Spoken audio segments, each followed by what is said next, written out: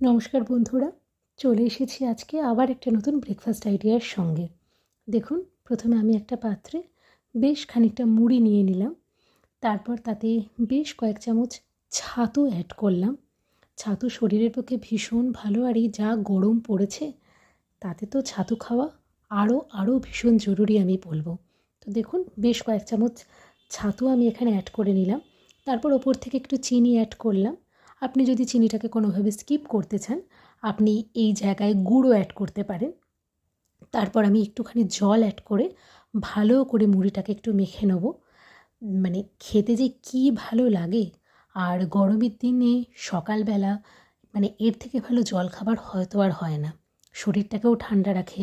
আপনি ধরুন অফিসে বেরোচ্ছেন বা বাচ্চা স্কুলে যাচ্ছে, তাকে এটি আপনি বানিয়ে দিতেই পারেন। বাড়িতে আমার আরেকটু ড্রাই ফ্রুটস ছিল, সেটাকে আমি সাথে আরেকটু অ্যাড করে নিয়েছি। আর কয়েক টুকরো খেজুর দেখুন ওপর থেকে দিয়ে নিলাম। এই হচ্ছে আজকে আমার সকালের জলখাবার। আপনাদের বাড়িতে জলখাবারে আজকে কী হচ্ছে অবশ্যই জানাবেন ছোট্ট একটা কমেন্ট করে। আর সাবস্ক্রাইব বাটনে ক্লিক করে পাশে থাকবেন। আজকের মতো চলি, দেখা হবে পরের ভিডিওতে। টাটা।